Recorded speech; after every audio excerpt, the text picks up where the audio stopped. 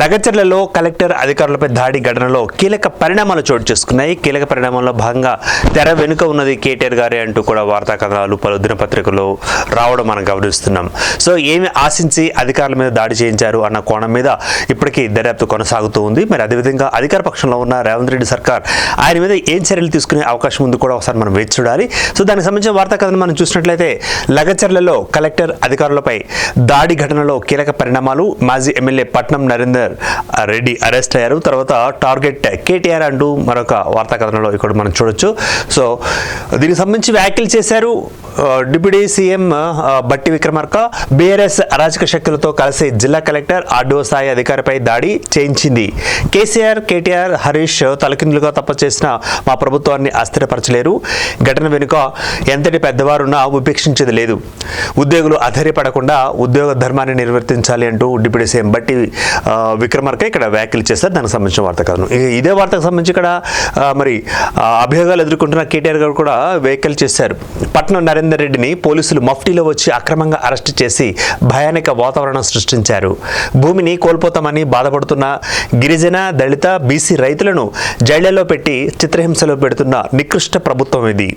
రేవంత్ భూదాహ యజ్ఞంలో అతివేశాలు వేసే అధికారులు బలు పశువులుగా మారొద్దు అంటూ మరి ఆయన కూడా హితో పలికారు. దీనికి సంబంధించి అక్కడ డీకే అరుణ బీజేపీ ఎంపీ కూడా మరొక వ్యాఖ్య చేశారు. రాష్ట్రంలో శాంతి భద్రతలు లేవు, సీఎం రేవంత్ రెడ్డి అసమర్థత ఎందుకు కారణం అంటూ కూడా తను వ్యాఖ్యలు చేయడం ఇక్కడ గమనించవచ్చు. అదేవిధంగా తన సొంత నియోజకవర్గంలో జరిగిన ఘటనకు స్థానిక ఎమ్మెల్యే అయిన ముఖ్యమంత్రి బాధ్యత వహించాలి. సీఎం నియోజకవర్గంలో అధికారులు తిరగలేని దుస్థితి నెలకొంది.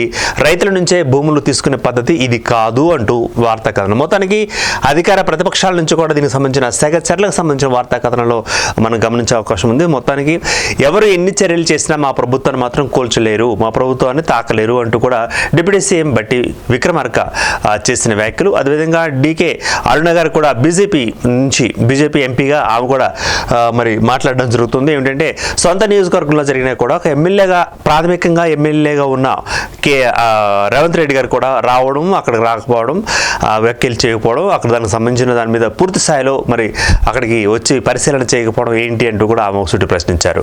ఇక కేటీఆర్ గారు దాని మీద సంబంధించి పట్నం నరేందర్ రెడ్డిని పోలీసులు మఫ్టీలో వచ్చి అక్రమంగా అరెస్ట్ చేశారు, భయానక వాతావరణం సృష్టించారు, చిత్రహింసలు జైళ్లలో పెట్టి మరి గిరిజన, దళిత, బీసీ రైతులను హింసిస్తున్నారు, ఇది ఒక నికృష్ట ప్రభుత్వం అంటూ ఆయన వ్యాఖ్యానం చేయడం జరిగింది. మొత్తానికి ముందు పట్నం నరేందర్ రెడ్డి గారికి సంబంధించిన అరెస్ట్, ఆ తర్వాత నెక్స్ట్ కేటీఆర్ అంటూ దీనికి సంబంధించిన వార్తాకాలను మనం చూడొచ్చు. సెగ చర్లగా మారింది, లగ చర్ల కాదు. మొత్తానికి సొంత నియోజకవర్గంలో ఇటువంటి పరిణామాలు చోటు చేసుకోబోతున్నాయో మనం వేచి చూద్దాం.